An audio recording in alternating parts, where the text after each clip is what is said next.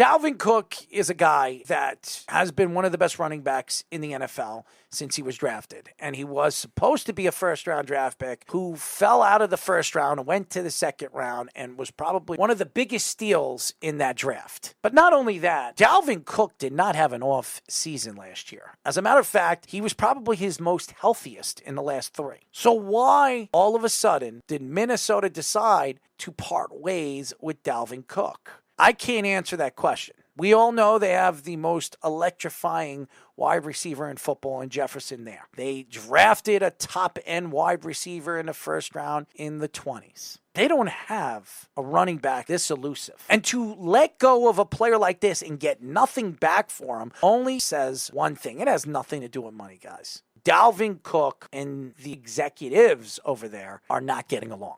Yeah, and you look at this new ownership, that their new GM coming from the Browns and having a more new school approach. Now, it's oddly enough because the Browns are building their team on a lot of running backs in the past, but they have a lot of new school approaches with the analytics, key positions to build around. We saw them prioritize edge rushers a lot. We've seen them definitely prioritize wide receivers a lot. And now they've invested a lot more in their defense this offseason, too. So you wonder if that's where the money that they're saving is going to end up going. But again, they still have to take on a lot of dead cap money, about $6 million in dead cap money. And Dalvin Cook, while he still didn't have the volume last year, was very efficient too. He averaged almost 5 yards a carry. He still was very effective consistency wise, and will Alexander Madison and a bunch of rookies be able to take on that role is another question. Now, I like O'Connell as a coach, but it's still going to be very hard to believe that Dalvin Cook, who is still talented and is staying healthy really the last 2 years, not digressing at all skill-wise, is going to help that offense. And you haven't really heard Dalvin Cook come out and thank the Minnesota fans or the Minnesota organization. Usually when a player leaves an organization, they give a heartfelt goodbye to an organization and to the fans. Nothing yet. Nothing from Dalvin Cook, who, by the way, Dalvin Cook in 4 years has had 52 touchdowns. How many running backs in the last 4 years has 52 touchdowns? I'm pretty sure it's just Derrick Henry and Austin Eckler.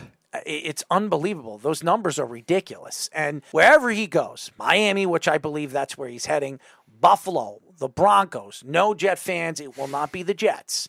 But I know the Jets' name has been pulled up. Robert Saleh hinted something on Friday's press conference with the Jets that they could be interested. All they're doing is driving up the price for Miami. They know that there are going to be teams bidding for him. And if the Jets mention that they're interested in the bidding, what does that do? It makes the Miami Dolphins actually have to open up their pockets and spend even more money for Dalvin Cook. So it's not happening, guys. He is not going to the Jets. But there is something that Jet fans could be happy and excited for, because it hasn't happened since the Rex Ryan era. Yes, ladies and gentlemen, Hard Knocks. The Jets, Woody Johnson, the organization, Joe Douglas, they all came out and said they have no problems, cameras coming into their locker room and following and taping what's going on in that locker room. And it would be great. First of all, the Jets have a ton of talent in that locker room, a ton of different personalities, professionals, youngsters. I mean, you have Sauce Gardner with the cheese head, which he probably burnt, or he claims he burnt. He melted the cheese. Aaron